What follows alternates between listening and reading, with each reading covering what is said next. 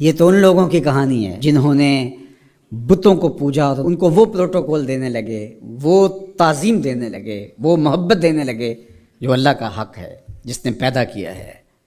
دیکھیں، میری اولاد ہے تو میری اولاد کسی کو تعظیم دے تو میں اس کو گوارا کروں گا، آپ کی اولاد تعظیم دے گوارا کریں گے، لیکن باپ والی تعظیم کسی کو دے تو وہ تو آپ گوارا نہیں کریں گے، میں بھی گوارا نہیں کروں گا، چونکہ یہ تو اللہ نے مجھے اور آپ کو اعزاز دیا ہے نا۔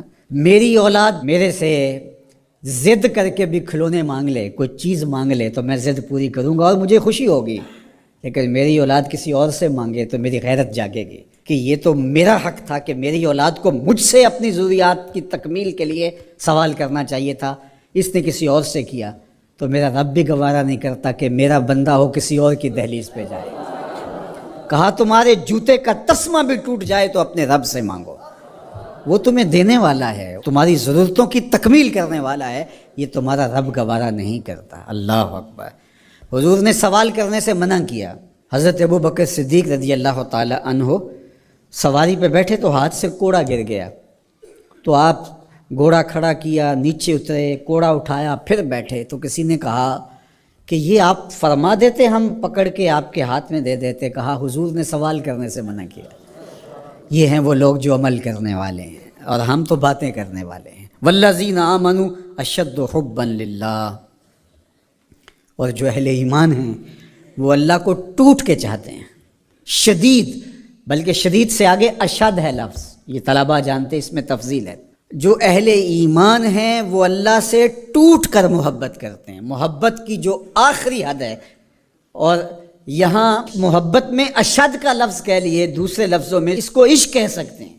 جو اہل ایمان ہے وہ رب سے عشق کرتے ہیں، وہ رب سے ٹوٹ کر محبت کرتے ہیں۔ اشد حب للہ، شدید محبت نہیں، اشد محبت۔ اشد محبت سے آگے تو کوئی درجہ ہی نہیں ہے، تو وہ کتنی محبت کرتے ہیں، تبھی تو جانیں وار دیتے ہیں اس کے نام پہ، اس کے حکم پہ گردنیں کٹواتے ہیں۔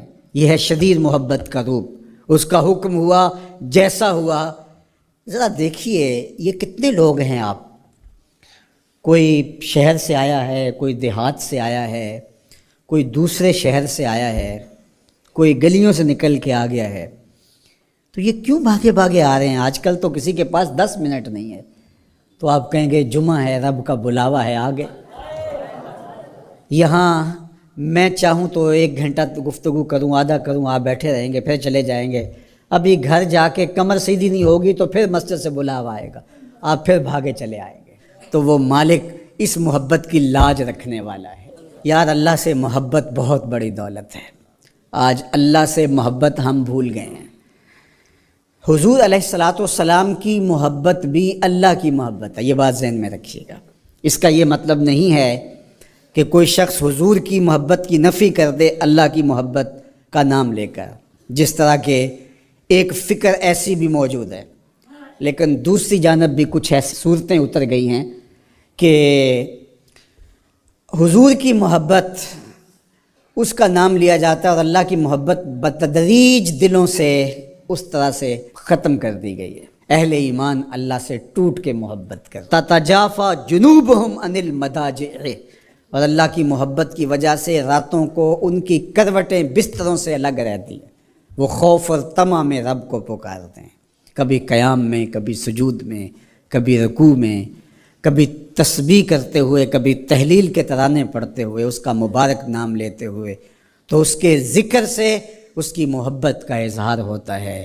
نماز پڑھو تو ڈوب کے پڑھو، سجدہ کرو تو ڈوب کے پڑھو، گویا تم اپنے مالک کی دہلیز پہ اپنا سر رکھ دیا ہے، اور پوری تن دہی کے ساتھ اس کے حضور سجدہ ریزیاں کرو، چونکہ وہ ہمارا خالق ہے۔